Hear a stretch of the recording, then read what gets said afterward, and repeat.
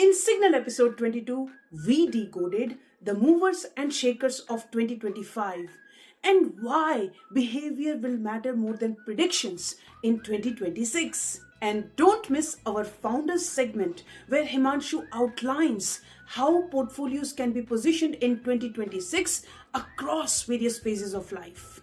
Today in Signal episode 23, let's go back to our sector journey with pharmaceuticals and healthcare, a sector that is essential, enduring, non-discretionary and outcome-driven. India's edge in pharmaceuticals and healthcare comes from the scale of manufacturing, scientific depth and decades of global trust. Let's unpack these in Strategy of the Week, then move to Story of the Week with a fun fact, review market highlights and conclude with Quote of the Week. Welcome back to Signal, where noisy markets meet simple, sharp and sound insights for long-term investors. Let me start with a simple, everyday example. A 100-gram Vicks bottle in Australia is about 1,000 rupees compared to 300 rupees in India. And this gap is even wider for prescription medicines. What does this tell us? It tells us that India's pharmaceutical and healthcare strength rests on three enduring pillars: scale, science, and trust. India manufactures medicines at unmatched scale and efficiency. High volume production, deep supply chains, and cost-optimized processes allow affordable healthcare not only domestically but also globally, creating long-term durable cash flows. India's ecosystem has gradually shifted from basic generics to complex formulations, specialist therapies, diagnostics, innovative compounds, and contract research and manufacturing. Scientific capability, process discipline, and execution depth distinguishes long-term leaders from short-term performers. In healthcare, trust is built through consistency. Companies that invest in strong quality systems, regulatory compliance, and governance frameworks earn long-term credibility with regulators, doctors, and global partners. And markets tend to reward these franchises over full cycle. Risk is universal, but in healthcare, it shows up suddenly and decisively.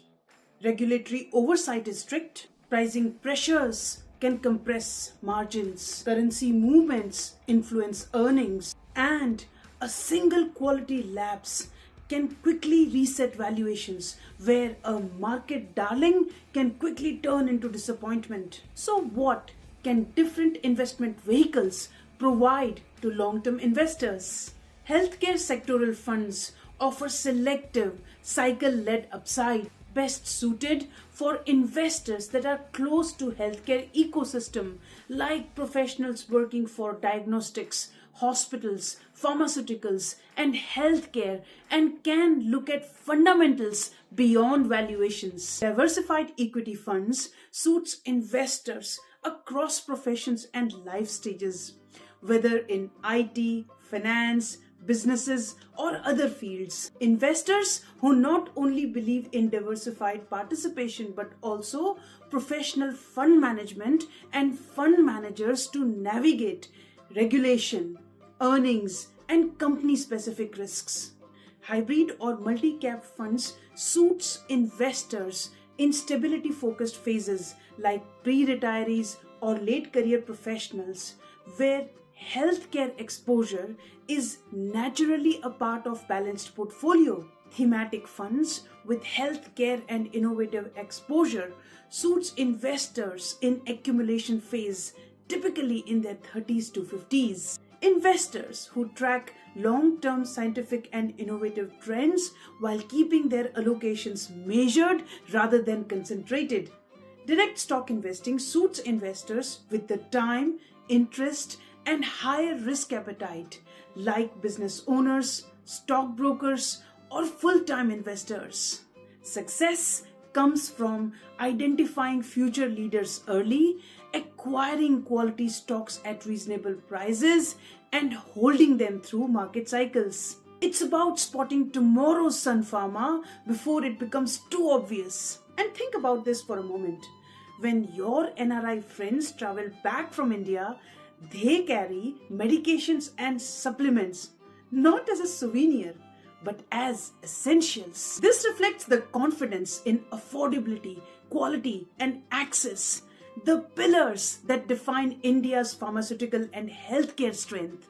Let me share the story of one of our client, Amit, a 44-year-old business owner and an experienced, astute investor.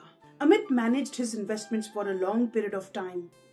But with time, his business grew, his family grew, and juggling time between expanding business, growing family commitment, and managing investments became increasingly challenging. And that's when he decided to meet Himanshu, our SEBI registered investment advisor, and seeked advice. Himanshu asked Amit 2 questions. Do you see yourself as investment manager first or a business owner first? And at this stage, is your business big enough to fund your investments or investments big enough to fund your business? This conversation clarified 2 things for Amit. First thing was that he is a business owner first. And second thing was, by choosing to be a business owner, he was not abandoning investments, he was only redirecting its management to suit his current needs. Amit transitioned his portfolio into a structured, well-balanced framework that requires only a periodic review, rebalancing, and repositioning. He retained his investor mindset but removed the daily operational burden.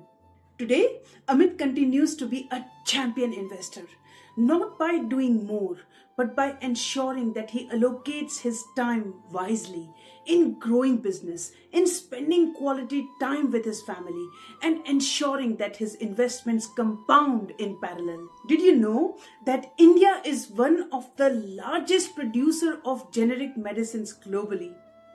Which is why the treatment that costs you thousands abroad costs you just a fraction of it in India. The Sensex closed at 83,576 points, down by about 2,186 points from last week's close. The Nifty ended at 25,683 points, down by about 645 points from last week's close. Markets corrected as valuation sensitivity returned, global bond yields stayed firm, and investors recalibrated risk early in the calendar year. Rate sensitive and high beta sectors like financials, realty, and mid caps led the decline, and defensives like FMCG, pharma, and select large cap quality names showed resilience. FIIs continued to be net sellers, while DII continued to provide support, helping cushion the downside. The rupee weakened and closed around 90.27 per US dollar, pressured by strong US dollar, US yields, and continued foreign outflows. Overall, it was a reset week, not a reason for concern, but a useful observation point. If markets corrected further, have you predefined how much you will add at 5, 7, or 10% pullback? Or you will let your emotions drive your decisions? A reminder to stay alert and pragmatic. Now that brings us to quote of the week by Howard Marks. The biggest investment risk is not volatility. It is reacting to it. This quote captures the essence of this week. Markets will reset, sectors will rotate, and prices will fluctuate. What distinguishes successful long-term investors is not predicting the next move, but by responding it with structure, discipline, and clarity. In healthcare, in markets, and in life, performance rewards those who are prepared, not panicked. We are building a strong community of prudent, perceptive, and patient long-term investors. If you're one of them, why not like and subscribe us and tell us in comments. If markets were to further correct, do you have a strategy in place?